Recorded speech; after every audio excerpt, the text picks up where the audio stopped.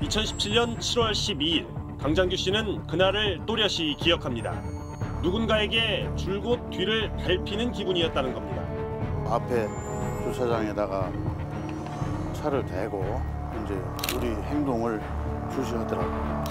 세무서를 나와 개인 용무차 들른 구두방과 사무실 2곳까지 가는 곳마다 차량 한 대가 계속 눈에 띄었습니다. 내가 여기 있으니까 저 밑에서 이렇게 올라와 가지고 이제 저 위에 가서 다시 돌려가지고 내려가지고 그거를 3번, 4번 왔다 갔다 했습니다. 뒤가 서늘해진 강 씨는 황급히 차량 번호부터 적었습니다. 62하 3151 모닝 렌터카. 운전자는 대우조선해양 직원으로 보였다고 합니다. 회사복 유니폼을 입고 그 안에 타가지고 배차를 한 그 회사에 물어봤지. 이 누가 배차했느냐 하니까 협력사 운영팀에.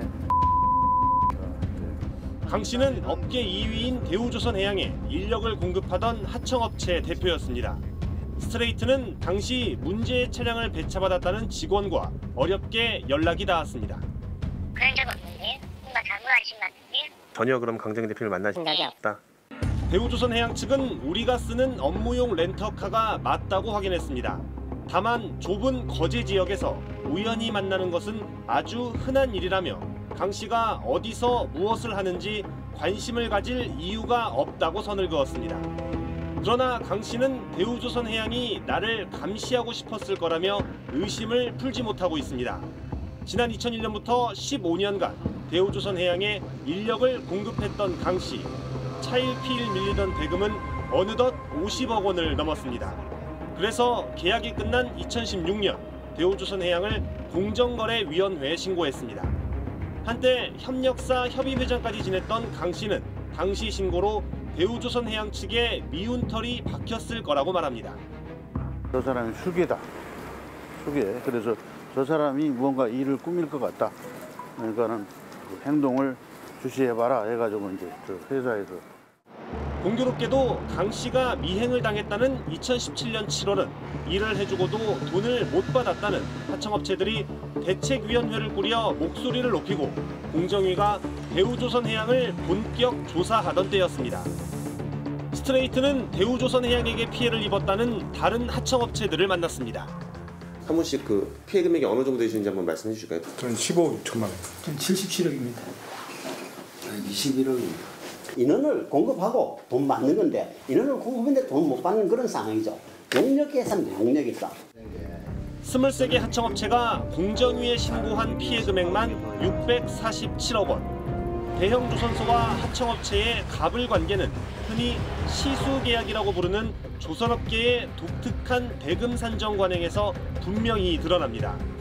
작업량에 맞춰 대가를 주는 게 아니라 일한 성과를 이른바 시수라는 시간 단위로 바꿔서 액수를 정하는 겁니다. 예를 들어서 용접을 10m를 용접을 했어요, 철판을. 그러면 이걸 미터 단위로 계산하면 아주 간단하죠. 근데 그런 게 아니고 시간으로 계산을 해요. 10m를 했는데 3시간이다. 뭐 이런 식의 결과치만 알려주는 거죠. 개별 작업에 걸리는 시간과 노동력을 측정하는 품셈도 원청이 마음대로 정하면 그만이었습니다. 하청업체들은 그야말로 주는 대로 공사대금을 받을 수밖에 없었습니다. 한술 더 떠 대우조선해양은 능률이라는 이름의 자의적인 평가 지표까지 만들어 액수를 2중, 3중으로 후려쳤다는 게 하청업체들의 주장입니다. 그냥 장부시켜 놔놓고 비용입밖에 없으니까 10%밖에 못 준다.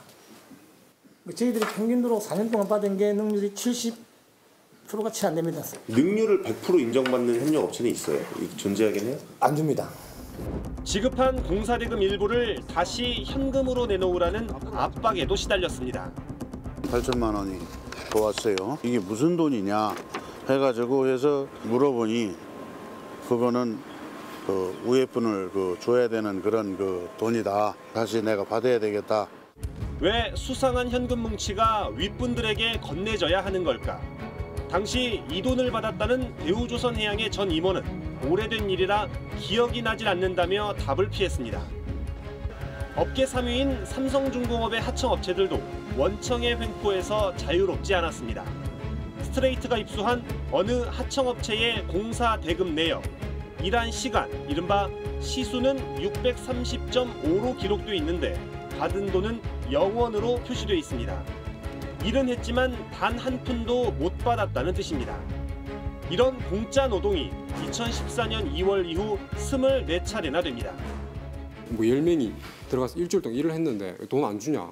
아, 이번 달에 그 다른 호선에서 조금 땡겨가지고 주고 다음 달 줄게. 이렇게 해가지고 차일피일 미루다가 결국에는 안 준 거죠.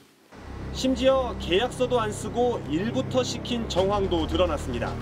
삼성중공업에서 작성한 2016년 3월 한 하청업체 업무표, 모두 33건의 선박 작업 가운데 절반이 넘는 18건이 미계약으로 표시되어 있습니다. 일부는 이미 일을 마쳤다고 적혀 있습니다. 문건대로라면 작업 시작 전 반드시 계약서를 작성해야 하는 하도급법을 명백하게 어긴 겁니다. 약속도 없이 일에 동원되다 보니 배금을 헐값으로 받아도 따질 근거조차 없습니다. 월말까지 계약을 보류를 시킵니다. 월말에 가서 도저히 뭐 회사 상황이 갑자기 어려워졌다든지 하면은 저희가 일을 해도 더 받을 수 있는 부분도 없고 얼마를 받을지 모르는 상태에서 일을 하고 내가 직원들한테 이제 급여를 줘야 될 시점, 막 돈이 막 들어가야 될 시점에서 야 이제 계약서를 쓰자라고 하면서 단가를 후려치면 그 계약서를 안 쓰겠다고 버티다가 어쩔 수 없이 쓰게 되는 거죠. 윤석열 대통령이 대우조선해양 하청업체 노동자들의 파업에 대해 불법 상황은 종식돼야 한다면서 장관들에게 적극적인 대응을 주문했습니다. 여기에 보조를 맞춰 여당 대표도 불법 점거는 지역 경제에 대한 테러라며 노조를 정조준했고 곧바로 부처 장관들이 엄정 대응을 천명하는 합동 담화문을 내놨습니다. 이렇게 정부와 여당이 일제히 강경 대응을 천명한 데 대해 야당은 물리력으로 사태를 해결하려 한다면 돌이킬 수 없는 혼란이 벌어질 거라고 우려했는데요. 먼저 40일 넘게 파업이 장기화되고 있는 이유와 쟁점에 대해서 정성호 기자 보도 먼저 보시고 정부 대응과 정치권 움직임은 신수아 기자가 이어서 짚어드리겠습니다. 사방 1m도 안 되는 철창 안에 스스로를 가두고 13m 높이의 난간에서 위태로운 고공농성을 이어갑니다. 대우조선 하청 노동자들이 초대형 원유 운반선에서 목숨을 건 농성을 이어간 지도 벌써 27일째. 사측과의 단체 교섭이 결렬된 뒤 지난달 2일부터 파업에 돌입했고 조선소의 심장이라는 도크에 이어 유조선 안까지 점령했습니다. 이들의 요구 조건은 지난 2015년 조선업 불황이 시작되면서 30%까지 줄어든 임금을 정상화해달라는 것. 하청 노동자의 평균 임금은 250만 원 선입니다. 저 역시 지금 받고 있는 급여가 소위 말해 이제 짜장면값 2,000원 할 때 월급을 받고 있으니. 하지만 하청업체 측은 원청인 대우조선에서 기성금이라 불리는 공사비를 올려주지 않으면 임금 인상이 불가능한 구조라는 말만 되풀이하고 있습니다.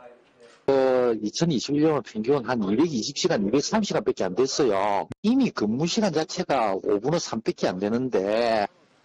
협력사에 대해서 교섭을 진행해라고 강제할 수 있는 방법도 없고 하청을 상대로 해가지고 저희들이 교섭을 할 대상도 법적으로 아닌 사항입니다.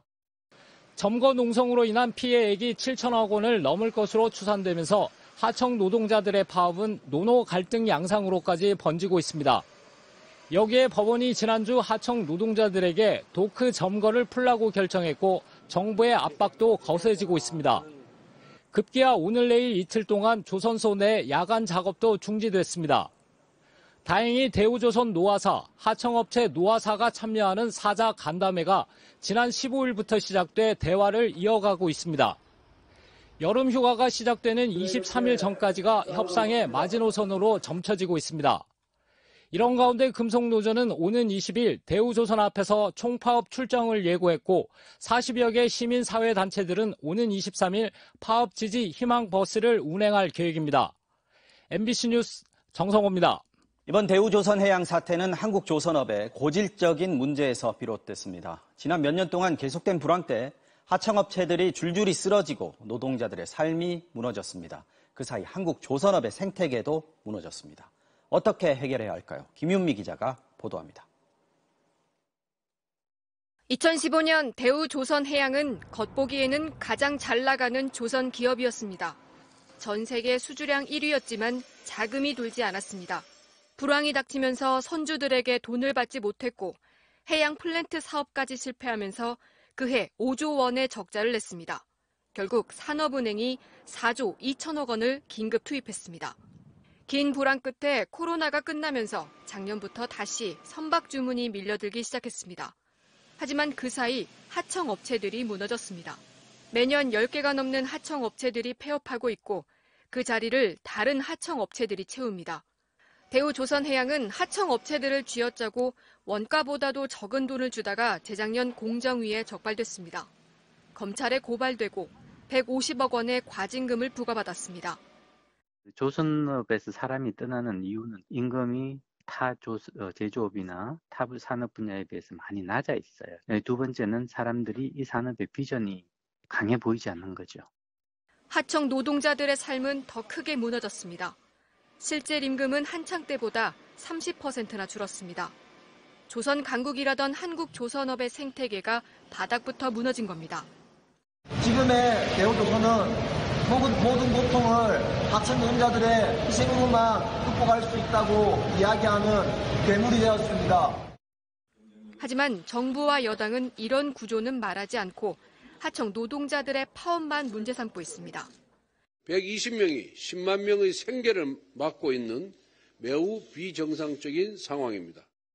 원청인 대우조선해양 그리고 대주주인 산업은행 역시 하청업체 노사 문제라며 나서서 해결할 계획이 없다고 밝혔습니다. MBC 뉴스 김윤미입니다.